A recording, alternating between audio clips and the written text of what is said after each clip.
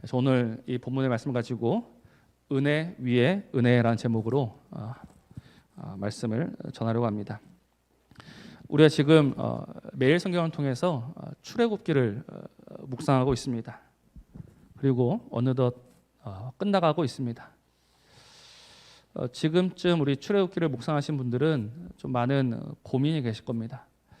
왜냐하면 내용이 생각보다 쉽지가 않거든요. 내용이 조금 지루하고 어렵고 반복되는 경향이 있습니다. 그러다 보니까 출애굽기를 포기하고자 하는데 그러시면 안 됩니다. 왜냐하면 지금 나누고 있는 그 출애굽기 말씀이 사실은 출애굽기의 핵심과 같은 것이기 때문입니다. 우리가 출애굽기 하면 제일 먼저 떠오르는 것이 무엇입니까? 애굽에서 나온 이야기. 그래서 애굽에서 나온 사건에 대해서 많은 사람들은 포인트를 둡니다.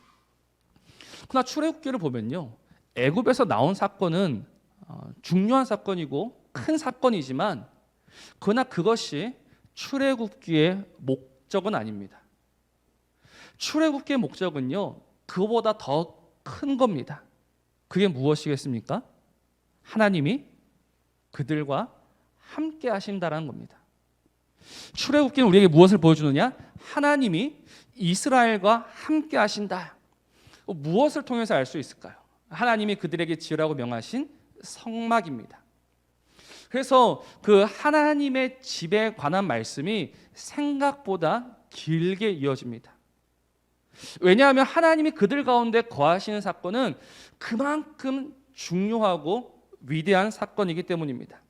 그래서 지난주 우리 34장 10절 말씀을 보면 내가 아직 온 땅 아무 국민에게도 행하지 아니한 이적을 너희 전체 백성 앞에 행할 것이다라고 했습니다.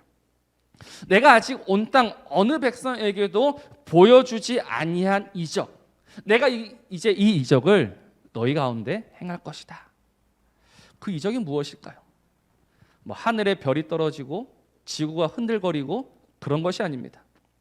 지금 하나님께서 이스라엘 백성들에게 내가 지금 그 누구에게도 행하지 아니한 이적을 너희들한테 행할 것이다 라고 할 때 이 이적은 하나님이 그들 가운데 거하시는 겁니다. 하나님이 그들 가운데 거하신다. 그래서 하나님은 성막을 통해서 내가 바로 너희 안에 있다는 것을 보여주는 겁니다. 이것이야말로 오늘 우리가 깨달아야 할 진리입니다. 하나님이 우리 안에 거하신다. 그래서 우리가 솔로몬을 알고 있습니다. 솔로몬이 하나님의 성전을 지었습니다. 화려한 성전이죠. 그 성전을 보면 금 그리고 모든 좋은 것으로 지었습니다.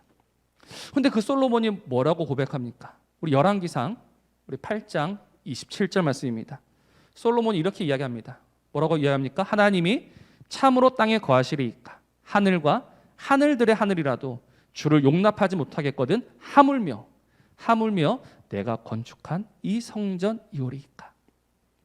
그 아름답고 휘황찬란한 성전 앞에서 솔로몬이 뭐라고 고백하냐면, 와, 하나님 어떻게 이 초라한 이 볼품없는 이 성전에 임하시려고 하십니까? 라는 고백인 거예요.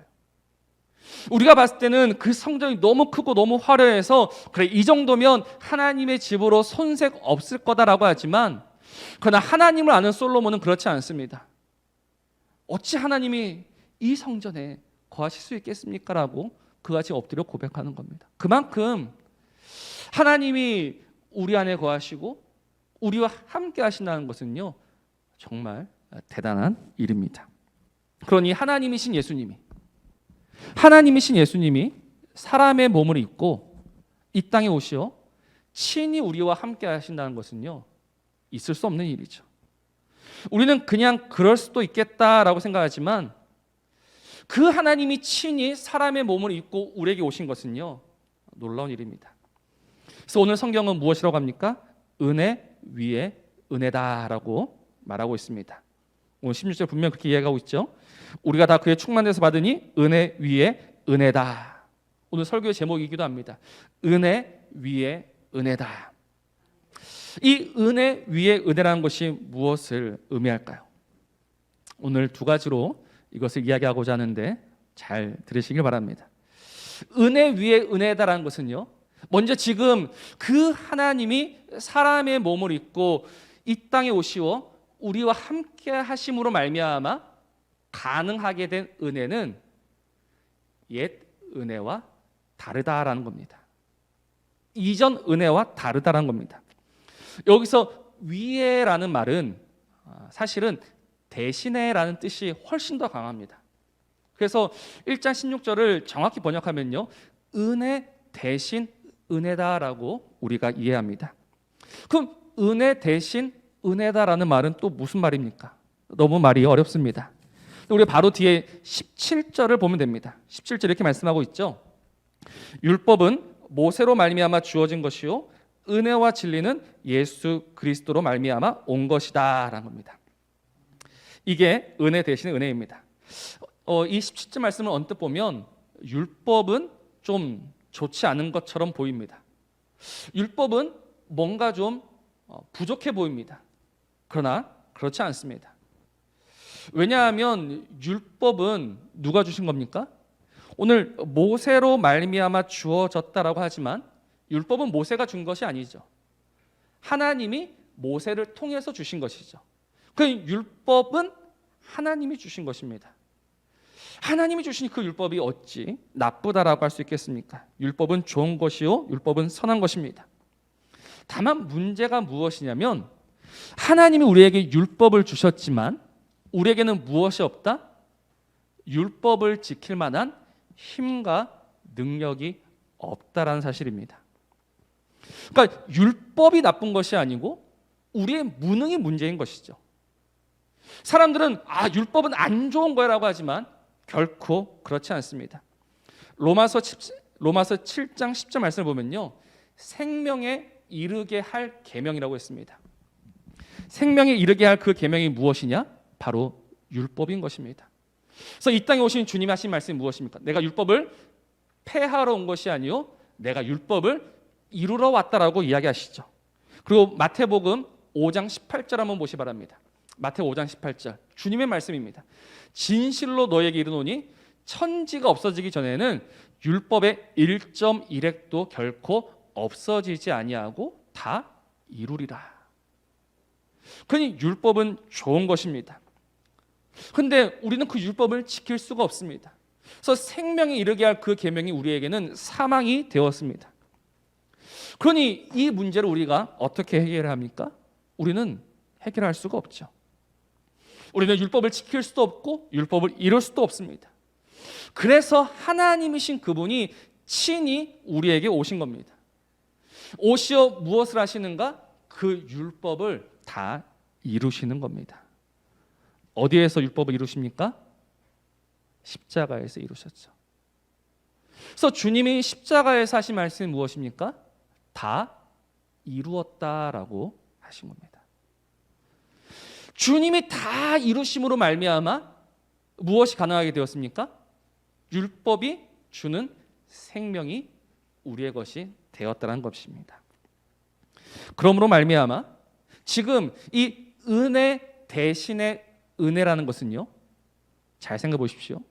이전에는 우리가 이룰 수 없는 은혜였지만, 그래서 우리가 그 누릴 수 없는 은혜였지만 그것 대신에 주님이 오시어서 그 모든 것을 이루시어 우리에게 은혜를 주신다는 겁니다. 우리는 믿음으로 받으면 되는 겁니다. 그러니 이것이 은혜 대신의 은혜라는 말씀이 되는 것이죠. 저는 이 말씀을 묵상하면서 참으로 감사한 것은 정말 우리의 무능과 우리의 연약과 우리의 한계 때문에 정말 우리가 어찌할 수 없는 그 곤고한 지경에 있을 때 주님 우리를 내버려 두시지 않았다는 겁니다. 친히 오시어서 그 모든 율법을 이루시고 그래서 그 율법의 결과인 생명을 우리에게 주신 것이죠. 그리고 날마다 그것을 충만히 넘치도록 우리에게 그 은혜를 주신다는 겁니다. 그러니 오늘 저와 여러분은요, 이 은혜로 살아가는 자들입니다. 나 같은 자에게 부어지는, 내가 정말 그 은혜를 이루기 위해서는 어떤 것도 한 것이 없지만 그러나 오직 우리 주님께서 친히 이루신 그 모든 은혜를 오늘도 나에게 주고 계신다는 겁니다. 내가 원한 적도 없습니다. 내가 요구한 적도 없습니다. 일방적인 은혜입니다. 하나님의 전적인 그 사랑과 하나님의 그 은혜로 우리에게 주어지는 은혜입니다. 어리석은 인생들은, 악한 인생들은 그 은혜 앞에서 뭐라 할까요? 어리석은 자들은 이렇게 말합니다. 나는 그런 은혜 달라고 한 적이 없습니다. 내가 언제 그런 은혜를 요구한 적이 있단 말입니까? 나는 그런 은혜 필요 없습니다라고 이야기합니다. 그 은혜에 감사치도 않고 그 은혜에 감격하지도 않고 그 은혜에 나몰라라 합니다. 그러나 이것 또한 그럴 수밖에 없습니다. 왜냐하면 우리가 지난주 보았던 말씀, 요한복음 1장 13절 말씀 보면 무엇이라고 합니까? 이는 혈통으로나 육정으로나 사람의 뜻으로 나지 아니하고 오직 하나님께로부터 난 자들이다. 내가 그 은혜를 아는 것은 내가 오늘부터 알아야 되겠다라고 해서 그 은혜를 알 수 있는 것이 아닙니다. 그래, 하나님의 은혜가 있으니까 내가 마음을 고쳐 먹어야지 라고 해서 그 은혜를 깨달을 수 있는 것이 아닙니다. 누가 은혜를 알 수 있고 누가 은혜에 반응할 수 있습니까? 오직 하나님께로부터 난 자들이라야 그 은혜를 알고 그 은혜에 반응할 수 있다는 겁니다. 그러니 오늘 이 자리에 모인 우리들은요, 한번 고민해 봐야 합니다. 어떤 고민일까요? 나는 정말 이 은혜를 알고 있는가? 하나님께로부터 난 자들은, 하나님이 택하신 자들은 오늘 그 은혜를 알고 그 은혜의 믿음으로 반응할 수 있는데, 내가 그 은혜를 모른다?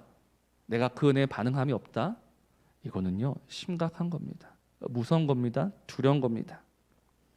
그래서 우리는 기도해야 합니다. 하나님, 내가 하나님의 백성이고 내가 하나님의 자녀요, 내가 하나님의 교회일진데 이 은혜를 모르는 자가 되지 않게 하옵소서.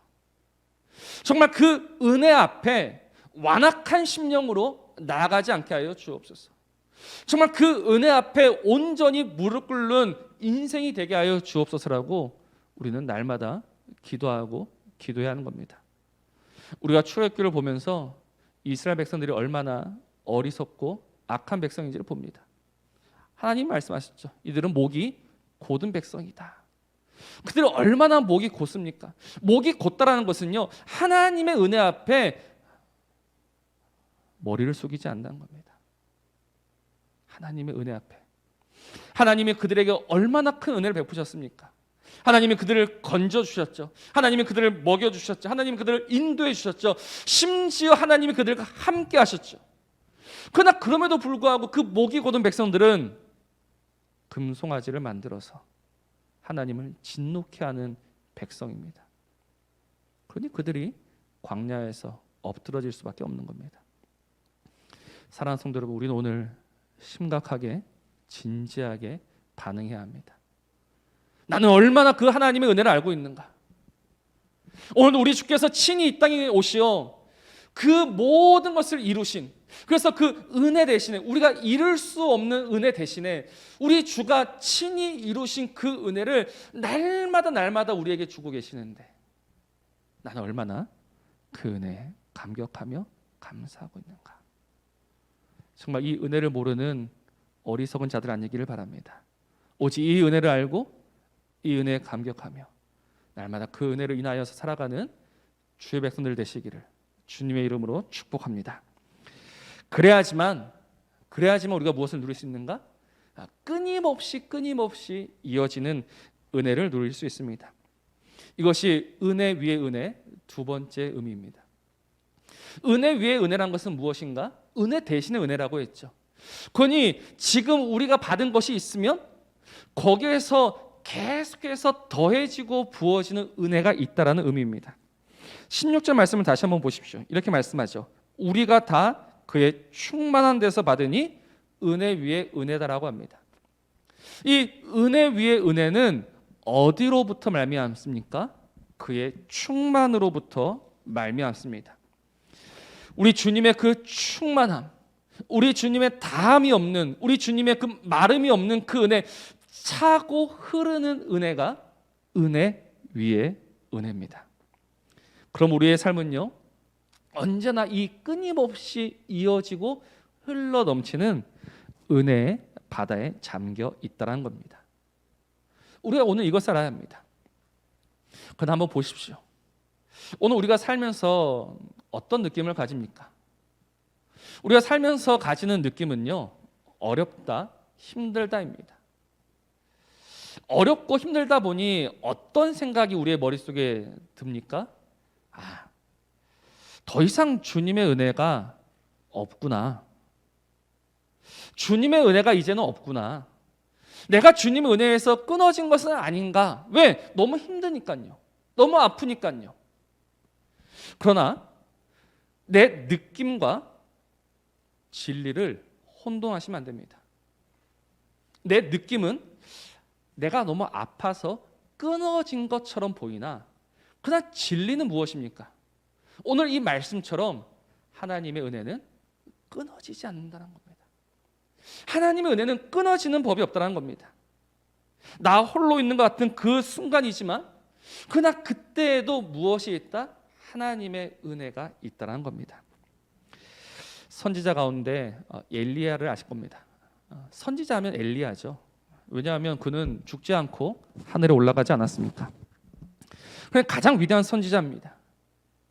그는 한번 기도했더니 3년 6개월 동안 비가 오지 않았습니다. 또 갈멜산 꼭대기에서 그가 850대 1로 맞짱 뜬 사건도 우리가 알고 있습니다. 가장 위대한 선지자 하면 누구나 주저하지 않고 엘리야를 이야기할 겁니다. 그러다 열왕기상 말씀을 보면 엘리야가 뭐라고 합니까? 죽기를 원했다라고 합니다.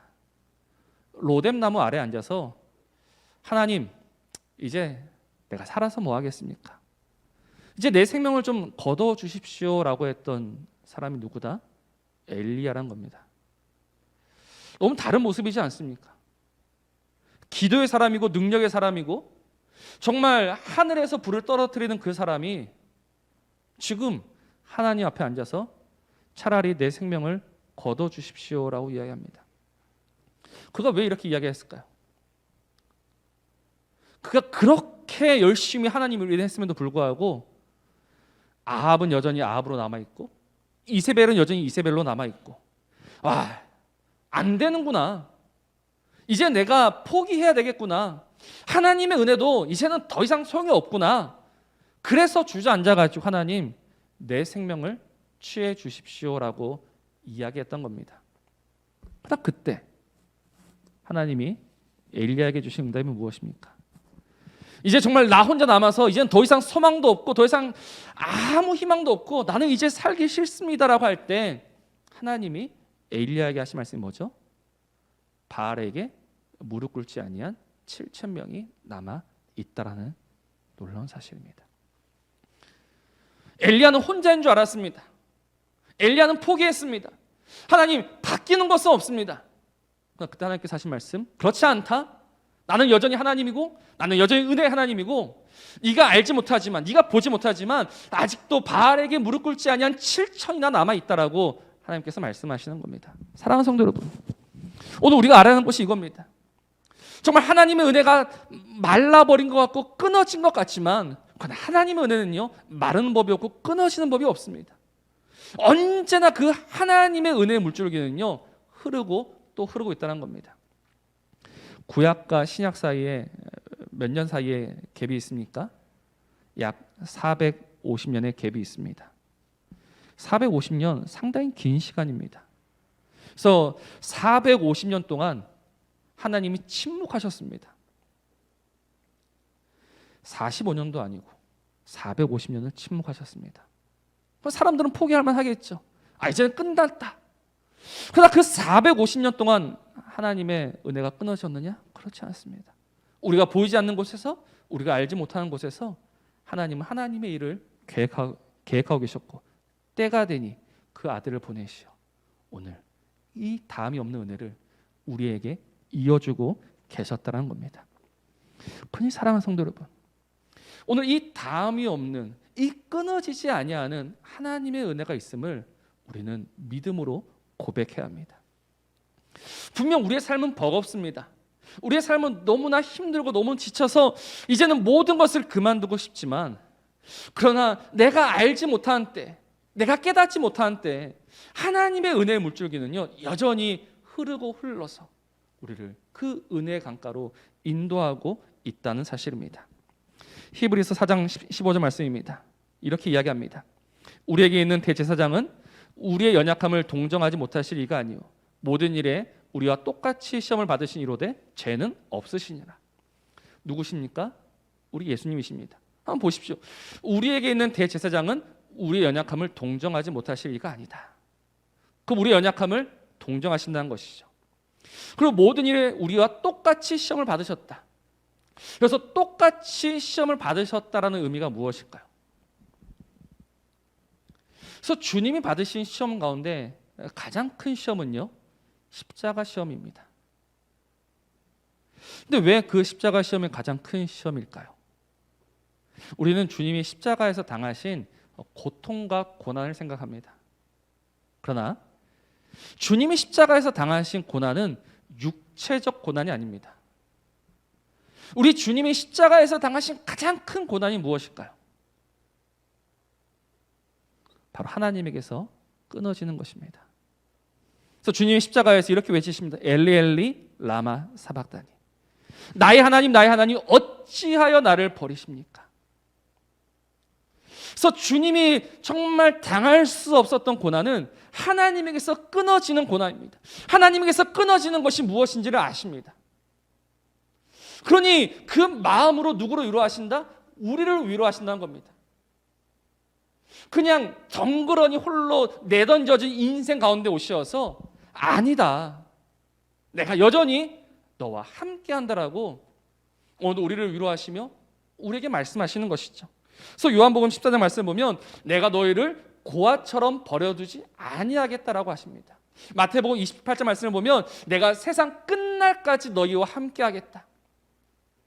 그러니 우리는 주님이 없다 말할 것이 아니라 내가 보지 못하지만 내가 깨닫지 못하지만 여전히 그 주님의 은혜와 그 주님의 사랑 안에 내가 있음을 우리는 오늘 믿음으로 고백할 수 있어야 하는 겁니다.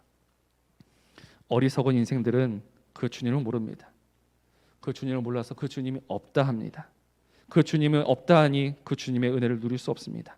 그러나 우리는 압니다. 오늘도 다함이 없는 은혜, 끊어지지 아니하는 은혜, 그 은혜 위에 은혜가 오늘도 우리의 삶 속에 여전히 역사하고 있음을 믿습니다. 그러니 우리는 오늘 이 은혜에 감격하며 감사하며 기뻐하며 나아가야 합니다. 분명 모든 문제는 우리로 하여금 내가 지금 노래할 것이 무엇이냐, 네가 지금 기뻐할 것이 무엇이냐, 네가 지금 찬양할 것이 무엇이냐라고 우리를 윽박지르지만 그러나 그 순간에 우리는 우리를 살리는 그 은혜가 있음을 믿고 일어나 노래하며 나아갈 수 있어야 하는 것이죠. 우리가 다윗을 알고 있습니다. 다윗의 위대함이 무엇입니까? 다윗의 위대함은 그가 그 아둘람 굴에 쫓겨 있을 때, 그가 그 사망의 음침한 골짜기에 쌓여 있을 때 그가 일어나 하나님을 노래했다는 겁니다. 내 마음이 확정되고 확정되어 싸우니 나는 생명의 주님을 노래하며 생명의 주님을 찬양하겠습니다. 여전히 다윗 앞에는 누가 있습니까? 사울이 있습니다. 그 수많은 이스라엘 군사들이 그 다윗 하나를 잡으려고 그를 둘러싸고 있습니다. 그러나 그 순간에 그는 하나님의 은혜를 보고 마음을 확정하여서 일어나 노래하였을 때 하나님은 그에게 승리를 주시고 하나님은 그에게 영광으로 관 씌워 주신 줄로 믿습니다. 그러니 우리가 어찌 그 은혜가 없다라고 하겠습니까? 나는 어찌 그 은혜와 상관없는 자다라고 우리가 말할 수 있겠습니까? 그럴 수가 없습니다. 은혜가 있습니다. 우리를 살리는 은혜가 있습니다. 우리를 일으키는 은혜가 있습니다. 우리가 이룰 수 없기 때문에 그 주님이 오셔서 친히 이루시어 우리에게 주신 은혜 위에 은혜가 있습니다. 다함이 없는 끊어지지 아니하는 은혜가 있습니다. 사도 바울의 고백처럼 그 누가 그 무엇이 우리를 그 사랑에서 끊으리요? 그 무엇도 그 은혜를 막을 수가 없습니다. 오늘 그 은혜를 기억하면서 내가 여전히 그 은혜 안에 있음을 깨닫고 믿으며 이제 그 은혜로 살아가는 우리 모든 성도님들 되시기를 우리 주님의 이름으로 축복합니다.